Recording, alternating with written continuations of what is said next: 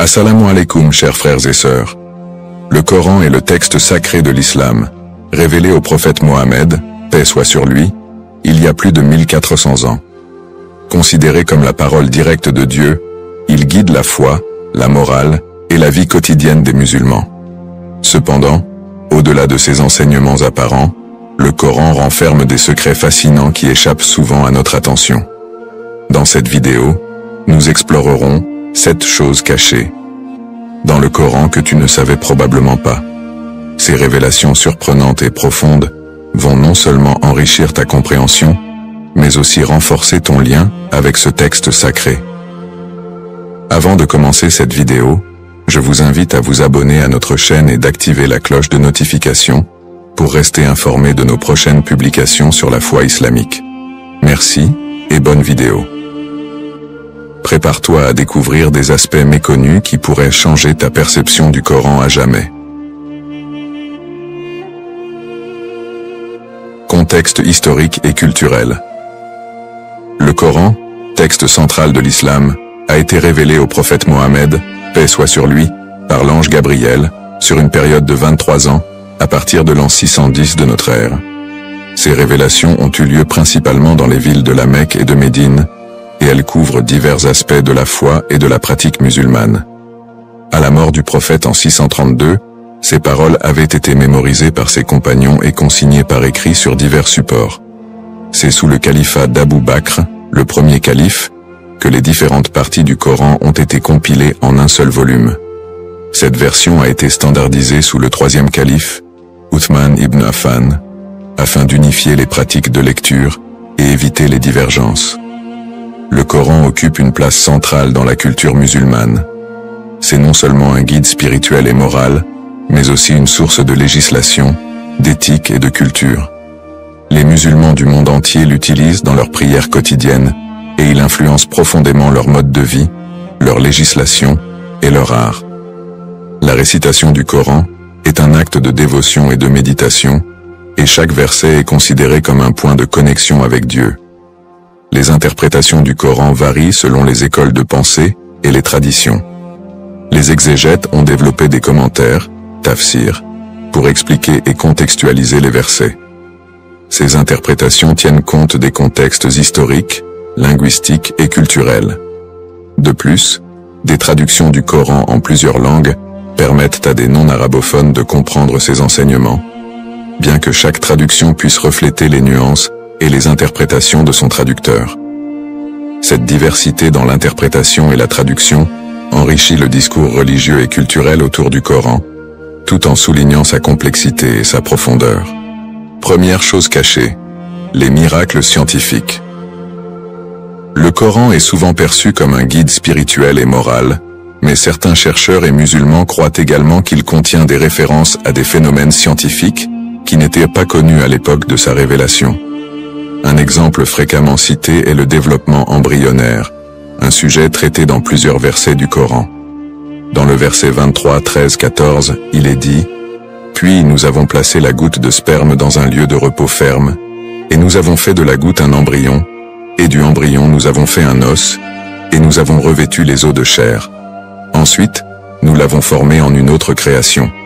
Béni soit Allah, le meilleur des créateurs. » Ce passage est souvent interprété comme une description du développement embryonnaire humain, couvrant les stades de la formation de l'embryon et du fœtus. Les scientifiques contemporains ont examiné ces versets en relation avec les découvertes modernes en embryologie. Certains chercheurs affirment que le Coran décrit avec précision plusieurs aspects du développement embryonnaire, notamment la phase où l'embryon se transforme en un os recouvert de chair. Par exemple, le docteur Maurice Bucaille, un médecin français converti à l'islam, a étudié ces versets dans son ouvrage « La Bible, le Coran et la science ».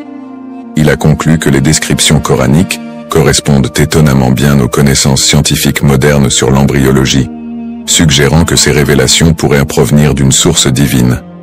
De plus, des études telles que celle du docteur Keith L. Moore, un embryologiste renommé, ont souvent été citées pour soutenir cette interprétation. Dans ses recherches et conférences, le docteur Moore a commenté la précision des descriptions coraniques du développement embryonnaire, affirmant qu'elles concordent avec les découvertes scientifiques récentes. Il a noté que certains termes utilisés dans le Coran semblent décrire les processus biologiques avec une précision surprenante. Cependant, il est important de noter que ces interprétations ne sont pas universellement acceptées et sont sujettes à débat.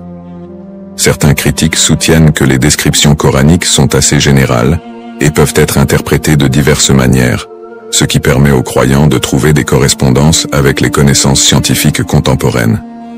D'autres soutiennent que les descriptions coraniques pourraient être le résultat de connaissances médicales disponibles à l'époque de la révélation ou de principes généraux qui ont été adaptés à la lumière des découvertes modernes. Malgré ces débats, la relation entre les descriptions coraniques et les phénomènes scientifiques continue d'attirer l'attention des chercheurs et des croyants. Pour beaucoup, ces miracles scientifiques sont perçus comme une preuve supplémentaire de la véracité et de la profondeur du Coran, et ils inspirent une réflexion continue sur la manière dont la science et la foi peuvent se rejoindre dans la compréhension des mystères de l'univers. Deuxième chose cachée, les histoires méconnues. Le Coran regorge d'histoires fascinantes qui, bien que moins connues, portent des leçons profondes et intemporelles. Parmi ces récits, certains concernent des prophètes et des peuples disparus, dont les enseignements sont souvent ignorés ou sous-estimés. Ces histoires fournissent des perspectives uniques sur les valeurs morales et spirituelles. 1.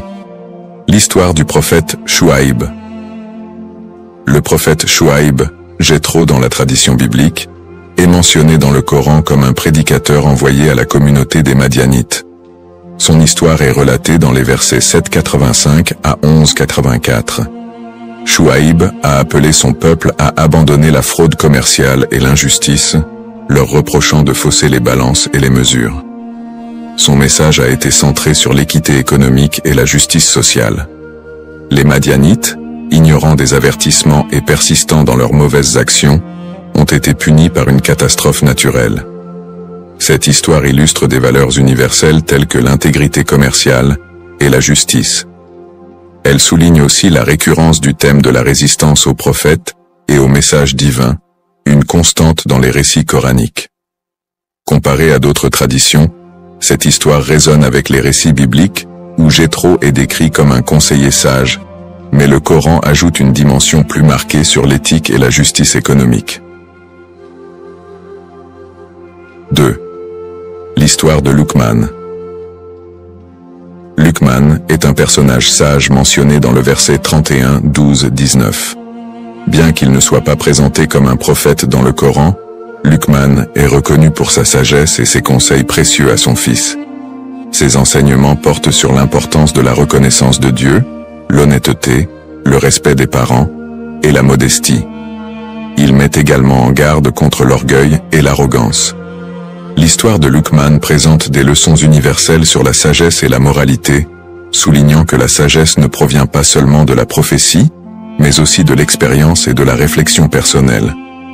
Comparé à d'autres traditions religieuses, Luqman est parfois vu comme un sage universel, dont les conseils transcendent les frontières religieuses et culturelles. 3. Le récit des Aad et des Tamoud. Les peuples des Aad et des Tamoud sont mentionnés dans plusieurs parties du Coran, notamment dans les versets 7, 65, 79 et 11, 50, 68.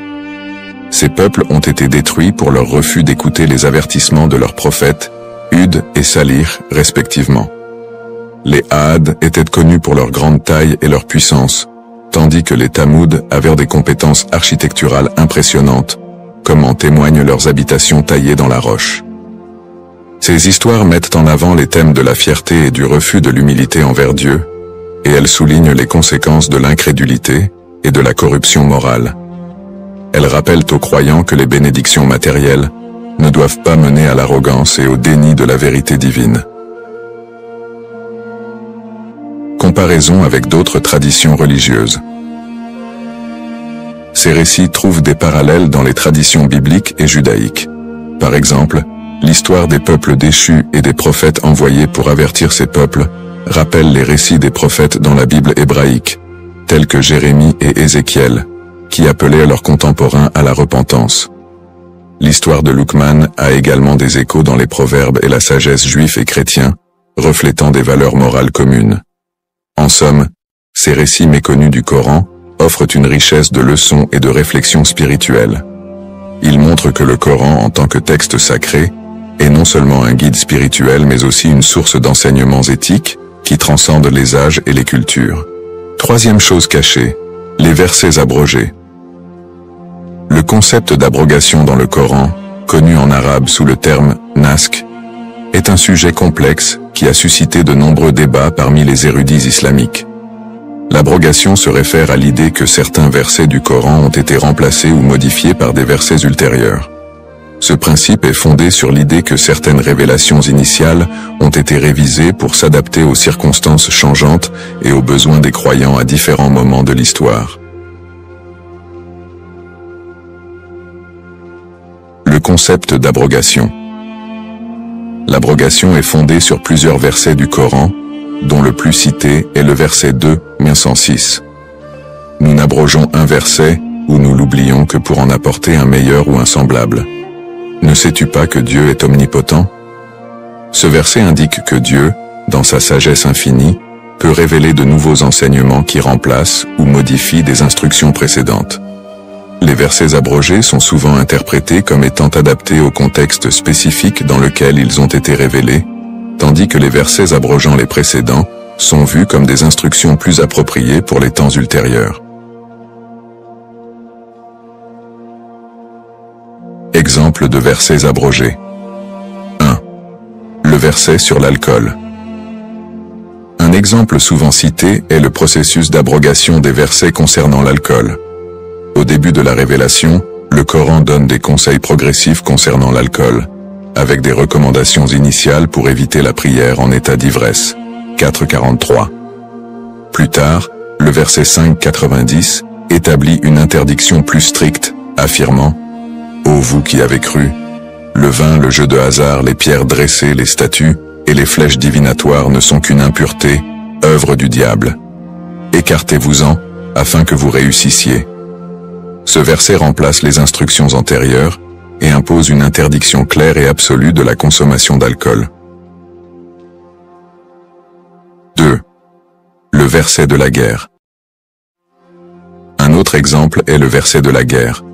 Au début de la révélation, les musulmans étaient autorisés à se défendre contre l'agression, 22-39, mais étaient limités dans leur capacité à prendre des mesures offensives. Plus tard, le verset 9-5, souvent appelé le verset de l'épée, est révélé. Lorsque les mois sacrés seront écoulés, tuez les associateurs où que vous les trouviez. Ce verset a été interprété comme abrogeant les instructions précédentes et autorisant des actions militaires plus larges contre ceux qui s'opposaient à l'islam. Implications théologiques et juridiques. L'abrogation a des implications profondes sur la théologie et la jurisprudence islamique. Théologiquement, elle démontre la flexibilité et la sagesse de la révélation divine, s'adaptant aux besoins évolutifs de la communauté musulmane. Les versets abrogés illustrent comment les lois religieuses peuvent évoluer pour refléter des circonstances nouvelles ou des situations spécifiques. Juridiquement, l'abrogation a conduit à des débats sur l'application des lois coraniques. Les juristes islamiques utilisent le principe de l'abrogation pour déterminer quels versets doivent être appliqués dans les contextes modernes. Par exemple, dans la jurisprudence, les versets abrogeant les règles précédentes sont souvent considérés comme ayant une autorité supérieure. Cela a conduit à une évolution des pratiques et des lois au fil du temps, en réponse aux conditions sociales et politiques changeantes.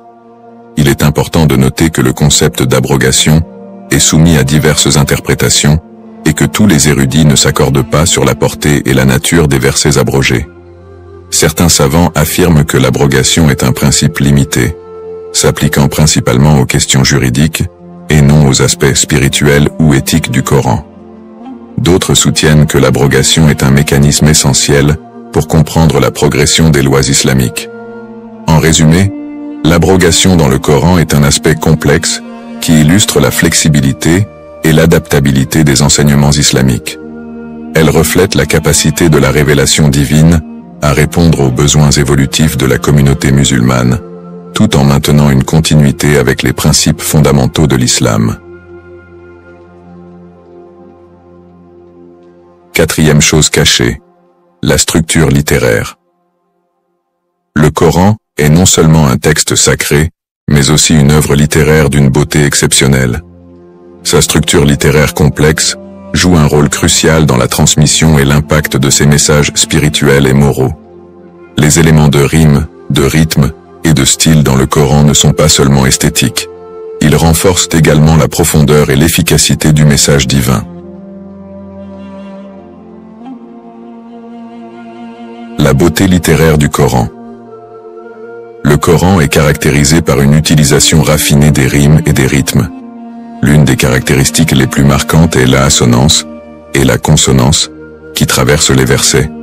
Ces éléments contribuent à une qualité musicale et mémorisable qui aide les croyants à réciter et à retenir les paroles sacrées. Par exemple, les versets coraniques présentent souvent des rimes internes, où les sons se répètent à des intervalles réguliers, ce qui crée une harmonie et une fluidité dans la récitation. Le style du Coran est également riche et varié, incorporant des figures de style telles que les métaphores, les allégories et les comparaisons. Cette diversité stylistique enrichit le texte et permet de transmettre des messages complexes de manière accessible et percutante. Rime, rythme et style. Les versets coraniques sont souvent structurés avec des motifs rythmés qui facilitent la récitation. Par exemple, les sourates courtes sont souvent composées de versets aux rimes fréquentes, ce qui renforce leur impact lorsqu'elles sont récitées lors des prières. Cette qualité rythmique est un aspect central de la tajwid, l'art de la récitation coranique. Le Coran utilise aussi des bonnes structures parallèles, où des phrases similaires sont répétées pour souligner des concepts clés. Cette technique permet non seulement de créer une harmonie sonore, mais aussi d'accentuer des idées importantes. Par exemple, le verset 3-14. Les désirs des hommes sont les femmes, les fils, les trésors amassés, les chevaux de choix, le bétail et les terres labourées, utilise une structure parallèle pour énumérer les tentations terrestres, ce qui renforce l'importance de se concentrer sur la foi et la vertu.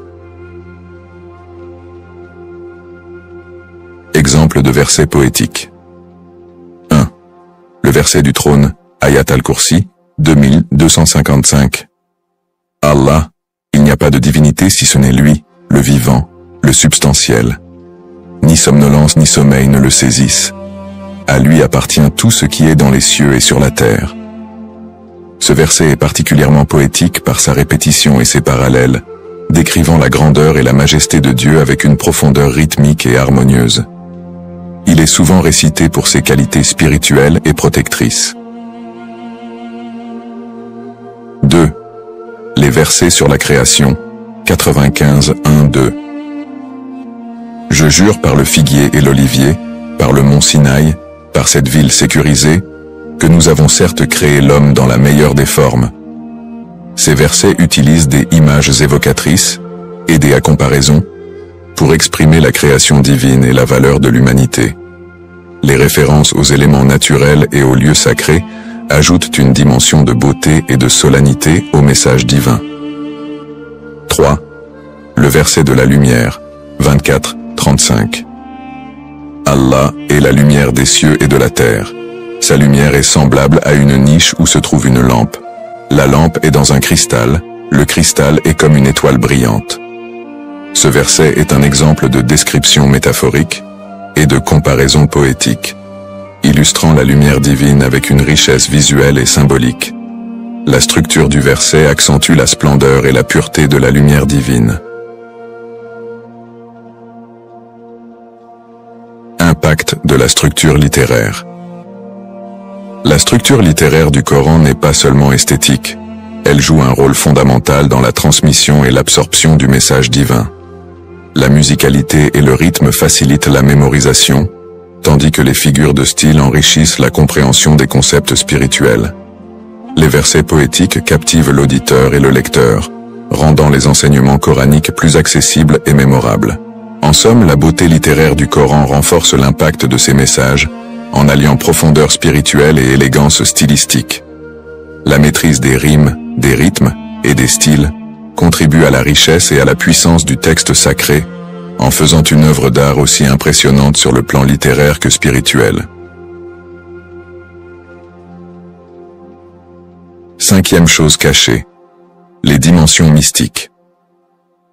Le Coran, en tant que texte sacré, possède non seulement une dimension juridique et morale, mais aussi une profondeur mystique qui a influencé la tradition soufie de manière significative.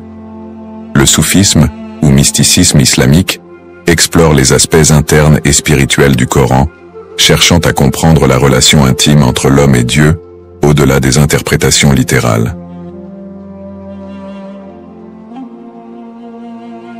Aspects mystiques du Coran et leur importance dans le soufisme.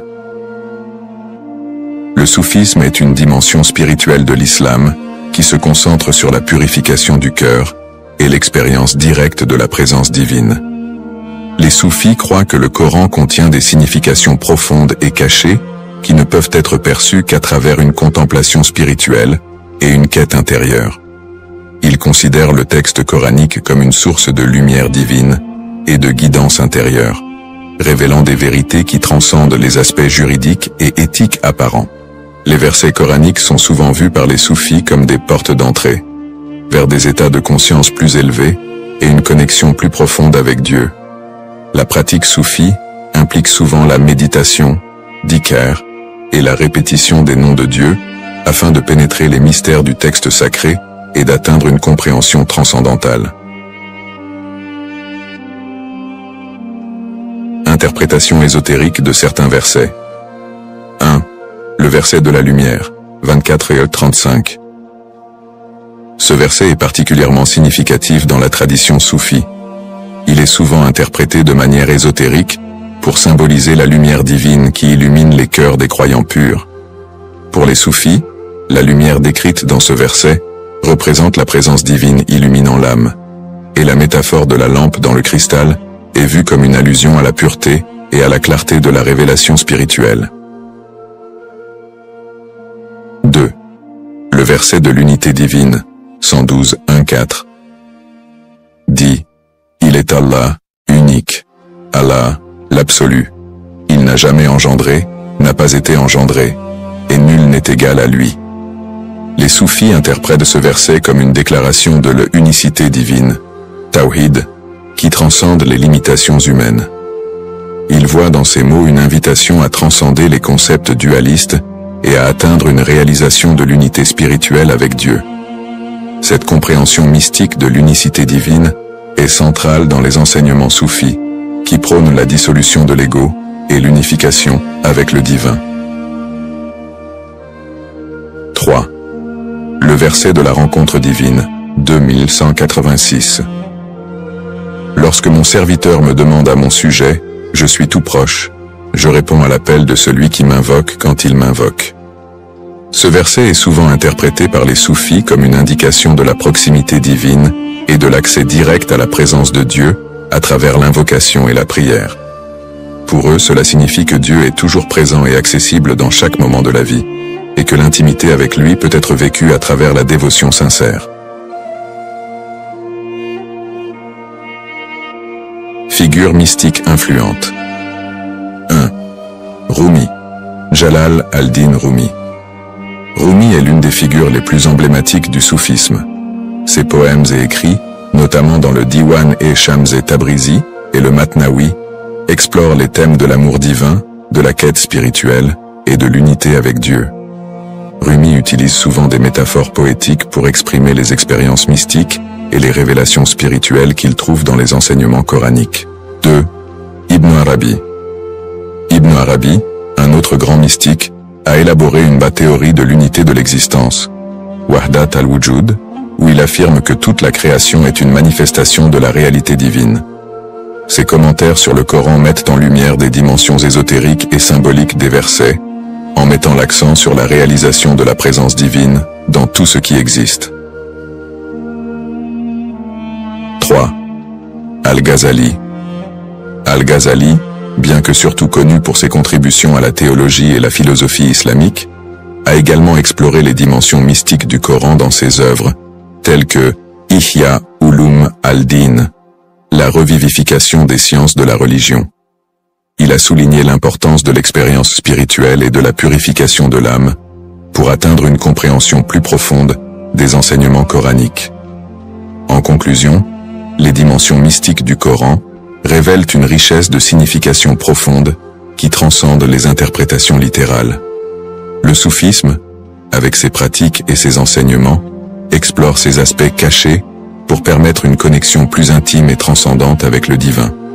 Les figures mystiques comme Rumi, Ibn Arabi et Al-Ghazali ont profondément influencé cette compréhension ésotérique, enrichissant la tradition spirituelle islamique et offrant des perspectives uniques sur la révélation coranique. Sixième chose cachée, les références à d'autres cultures.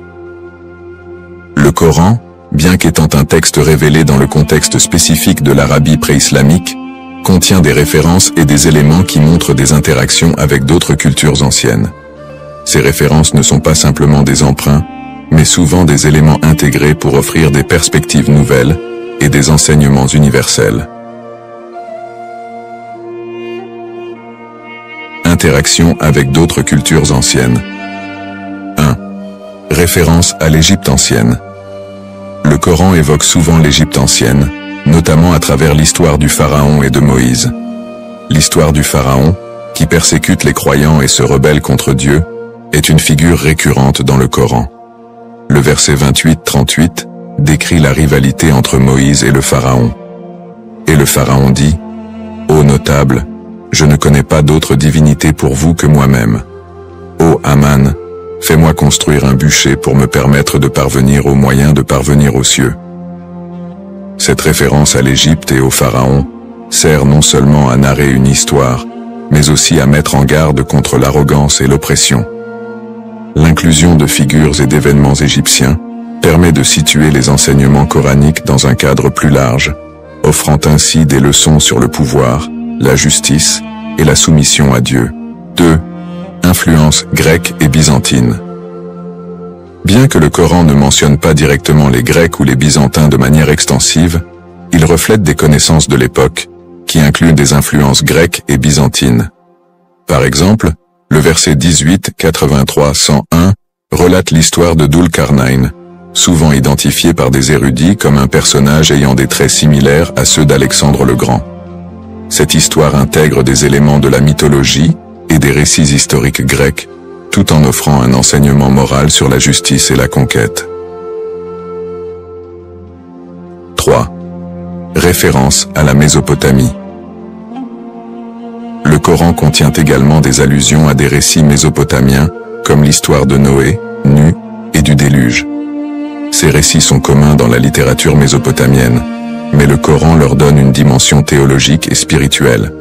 Par exemple, le verset 11-44 dit « Et il fut dit, ô terre, engloutis ton eau, et ô ciel, cesse de pleuvoir. L'eau se retira et l'ordre fut donné, et l'arche se posa sur le mont Al-Judi. » Cette narration permet de réconcilier les récits de différentes traditions, tout en affirmant l'unicité de la révélation divine. Enrichissement de la compréhension du texte. Les références à d'autres cultures dans le Coran enrichissent la compréhension du texte de plusieurs façons. 1. Contexte historique et culturel. Ces références situent les récits coraniques dans un contexte historique plus large, permettant de mieux comprendre les interactions et les influences entre les différentes cultures de l'époque. En intégrant des éléments connus de l'Égypte, de la Mésopotamie et des traditions grecques, le Coran montre comment les messages divins transcendent les frontières culturelles et sont destinés à tous les peuples. 2. Universalité des enseignements. En évoquant des cultures et des récits connus, le Coran souligne l'universalité de ses enseignements. Les leçons tirées des histoires des pharaons, des rois et des anciens peuples ne sont pas uniquement pertinentes pour les Arabes, mais sont applicables à toutes les sociétés. Cela renforce l'idée que les principes moraux et spirituels du Coran ont une portée globale. 3. Réinterprétation et nouveaux enseignements. Les références culturelles permettent également de réinterpréter des récits anciens sous une lumière nouvelle. Par exemple, les histoires des prophètes et des rois, tout en résonnant avec les traditions préexistantes, sont adaptées pour transmettre des messages spécifiques sur la foi et la conduite morale dans le contexte islamique. Cette réinterprétation enrichit les enseignements coraniques et leur donne une dimension supplémentaire. En conclusion, les références à d'autres cultures dans le Coran ne se limitent pas à des emprunts, mais montrent une intégration intelligente des connaissances et des récits antérieurs. Elles enrichissent le texte sacré en fournissant un contexte historique plus vaste, en affirmant l'universalité des enseignements coraniques et en offrant une nouvelle interprétation des récits anciens. Cette dimension interculturelle témoigne de la richesse et de la profondeur du Coran en tant que guide spirituel pour toute l'humanité. Septième chose cachée, les implications éthiques. Le Coran, en tant que texte sacré, propose des enseignements éthiques et moraux qui vont bien au-delà des pratiques religieuses conventionnelles. Certaines de ces dimensions éthiques sont moins connues, mais revêtent une grande importance dans la manière dont les musulmans sont appelés à interagir avec le monde. Les versets coraniques offrent des directives sur des questions contemporaines telles que la justice sociale, la protection de l'environnement et la responsabilité individuelle. Enseignement éthique, moins connu. 1. La justice sociale. Le Coran met l'accent sur la justice sociale de manière exhaustive, en soulignant non seulement la justice en matière de droits individuels, mais aussi la responsabilité collective envers les moins favorisés. Par exemple, le verset 4:36. Adorez Allah et ne lui associez rien, et faites du bien aux parents, aux proches, aux orphelins, aux pauvres, aux voisins proches, aux voisins lointains, aux compagnons à vos côtés, aux voyageurs. Ce verset énonce des obligations morales envers diverses catégories de personnes, incluant les orphelins et les pauvres, qui sont souvent négligés dans les discussions éthiques. Le verset 2, 177, élargit cette vision, en expliquant que la foi véritable se manifeste non seulement dans les rituels, mais aussi dans le fait de donner aux nécessiteux.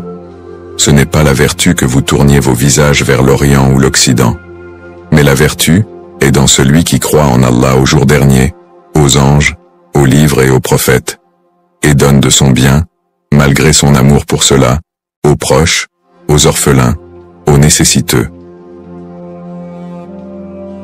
2. La protection de l'environnement.